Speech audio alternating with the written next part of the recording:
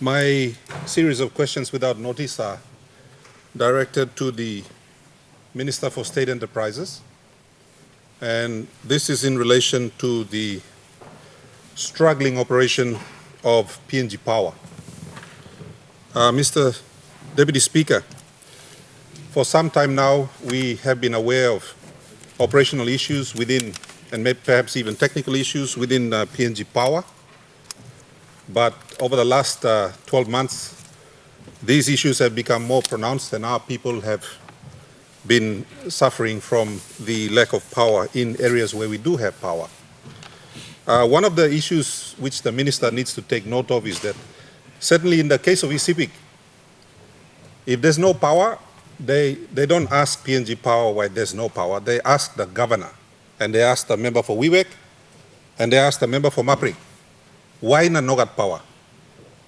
So the lack of performance of a state enterprise is actually blamed on the members of parliament who have almost no control over the operations of such an entity.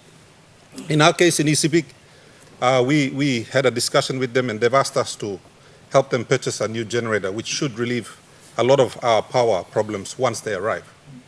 But there's a new development, Mr. Deputy Speaker. And that development is that, and reading in the paper yesterday, I understand that there's an independent power producer here in Port Moresby that's owed about 200 million kina.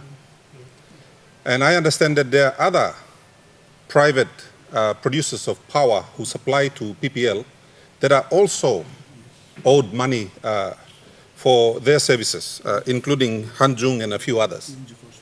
So could the minister inform this House as to the full state of the liabilities of PPL, particularly in relation to those private arrangements? Could the minister inform the House as to how these arrangements came about and whether they are beneficial to PPL and to the country, or whether these deals were struck in some secret location and are in fact impacting negatively on the operations of PPL. My understanding is that PPL is struggling to buy fuel from week to week because they have cash flow issues as well, which perhaps impinge on some of the outstanding liabilities from the state. Could the minister also inform us as to the level of those liabilities that are owed to PPL by the state, and what actions are being taken to get those amounts owing from the state and perhaps other bulk users of power? And finally, what is your board doing about putting in place a long-term fix to these issues? In the case of ECPIC, about 4 weeks ago, we almost had to go and buy fuel for PPL. We were getting ready to buy fuel for them because the people of ECPIC basically said, Governor, you go buy fuel, na give him all, na all buy supply and power. We need to fix these issues, and it's something that is raised on this floor constantly. But I'd like to hear from the minister, what are our plans to rectify these things once and for all? Thank you, Mr. Deputy Speaker. Honourable Minister for State Enterprise. Thank you, Mr. Deputy Speaker. I'd like to thank the Governor for asking this very important question, which I know most of us have been asking over the many years. There's a combination of factors resulting in the way PNG Power is in now. Firstly, most of it is to do with legacy issues.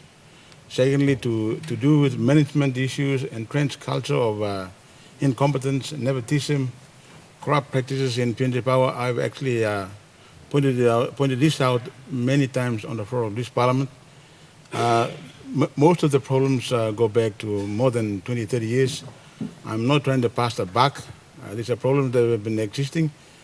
We've been trying to work very hard to rectify problems which have existed for more than 30 years within a period of 2 to 3 years, given the constant change of governments, change of ministries, and so forth. But Mr. Deputy Speaker, PNG Power is not technically insolvent.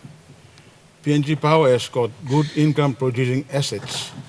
All it needs now is change in the way people have been conducting businesses, particularly from within PNG Power, and the way some of these independent power producing arrangements were put in place. To start with, we had the issue of Kanuri Power Station, which was constructed by Enjung Power, a Korean company, many, many years ago before we came into government, even before the time of the Honorable Peter O'Neill.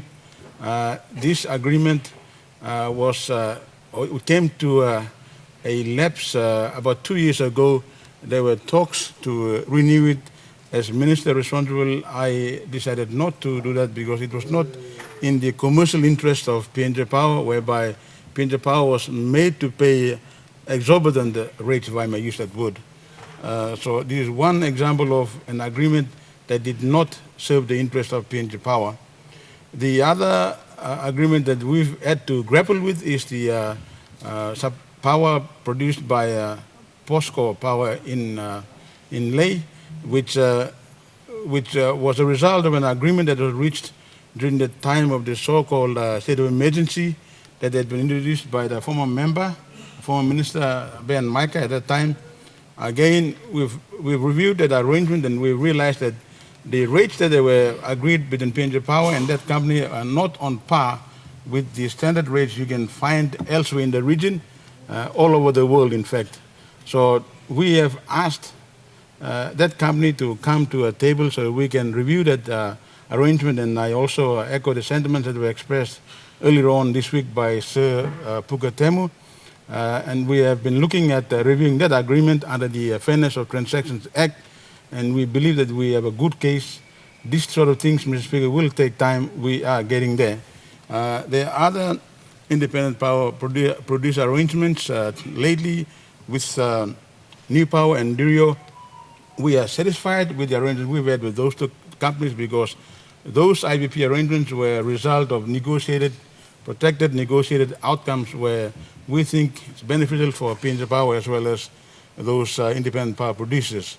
Going back to the case of WIWEC in particular, as far as I am aware, PNG Power made a decision to purchase an additional generator to serve WIWEC. We started looking at the problems that are being encountered by our people in that province, especially East province, when we encountered problems in Maprik, when there were issues with the power line. So we have given that province priority. In fact, I made a visit to WIWEC about 3 weeks ago, and I had a meeting with the manager in charge of WIWEC, and I realized that there is a combination of factors. One, the lack of constant communication between headquarters in Port Moresby and those managers who are serving out there.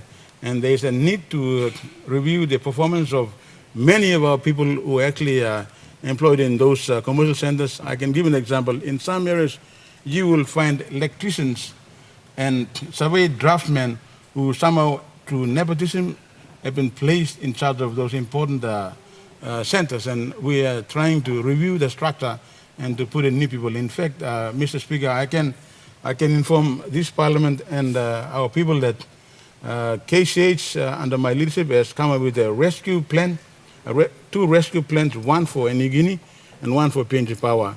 PNG Power, Mr. Speaker, is not a company that is not making money. Based on the last figures, it was making gross revenue of about 785 million kina. And the expenditure was nearly about that figure, and I had to instruct the management, and I had to tell him that this was not a charity organization and that they had to look at the overhead. So these are things which are being slowly worked at, and it will take time. It will take time, and recently Cabinet has authorized or approved payment of 100 million kina to pay some of our service providers, including the independent producers and those creditors. And mind you, may also remind ourselves that even as I speak today, our government also owes a lot of money to PNG Power. So we are now caught between the devil and the deep blue sea, so to speak, or to use that term, where we say we own our own company and yet we owe money. So there is no easy fix, Mr. Deputy Speaker, and I want to assure our governor that Given time, we can turn it around. And as I said earlier, these are not problems which happened overnight. It's taken many years for our company to be in the state where it is, but it is not to say that the government under the leadership of Prime Minister has not taken concrete steps to fix it. We've got a rescue plan. We've allocated money and we've started paying our bills. And in fact, as I speak today, we will be paying out nearly 100 million, starting with 50 million kina for one independent power producer, which has helped us overcome many of our difficulties in terms of providing reliable power services to cities like Port Moresby and, of course, Lae. So once again, to Simon Dole, Prime Minister, Deputy Speaker, we are not saying that PNG Power is technically insolvent. It is an income-producing company. It is able to pay its debts as and when they fall due over a period of time. Thank you, Mr. Deputy Speaker.